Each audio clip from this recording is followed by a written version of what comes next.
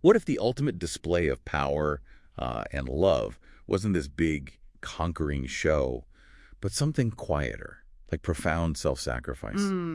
Today, we're doing a deep dive into sources that present this really astonishing divine blueprint, God's eternal plan, apparently centered on what they call the cross. Right, and the voluntary sacrifice of this figure, the second God, foundational, they say, to creation itself. Yeah, foundational. So our mission here is to try and understand how this act, which looks, paradoxical, is described not as defeat. Not at all, but as the absolute highest expression of love, ultimate power, even glory, all designed, supposedly, to complete creation and offer eternal life. We want to unpack those surprising insights for you. Exactly. So let's dig into this blueprint.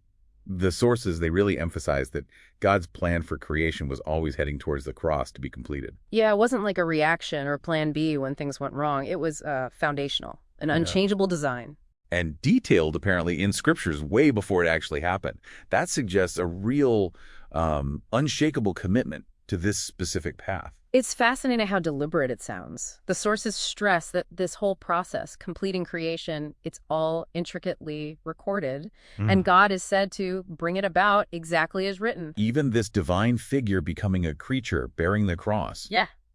That was predetermined too. According to these texts, yes. Which leads us to this really interesting part about choice. Right, the paradox. Because this second God, who the sources say is equal to the first God, willingly lays down his life.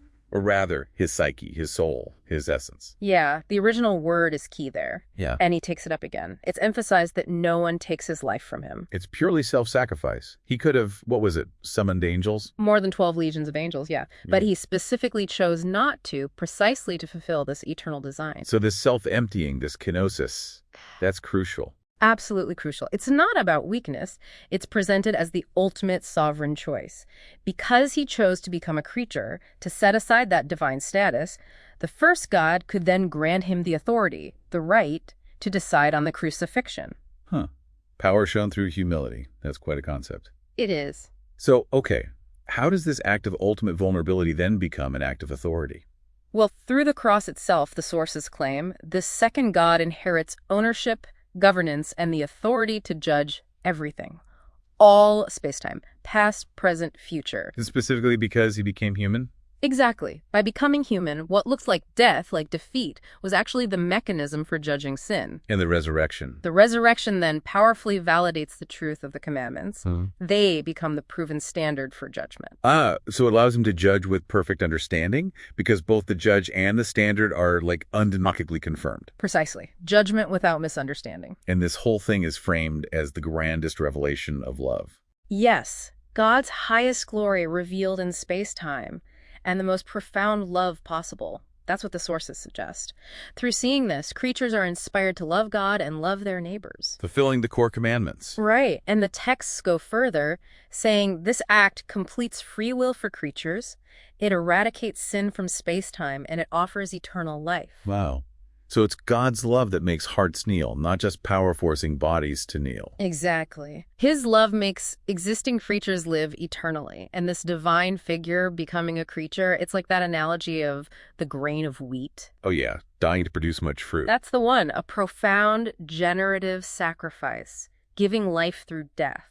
It also feels incredibly personal, the idea that because God is infinite, we can't really reach or know him on our own. Impossible.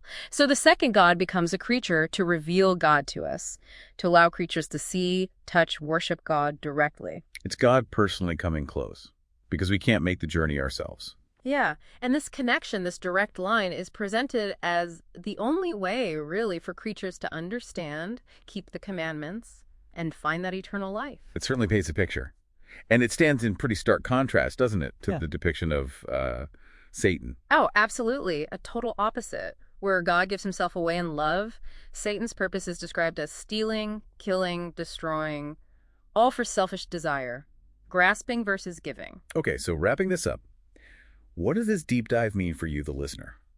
We've explored how these sources present the cross not as failure, but as this deeply intentional act. An act of supreme love, ultimate power, fundamental to creation, and, as they frame it, the only path to eternal life. Which leaves us with a thought to chew on. Yeah, if ultimate power and love are truly found in this willingness to completely give oneself away, rather than, say, dominating or controlling, what might that imply about true strength and influence in our own lives, in our interactions? Something to think about.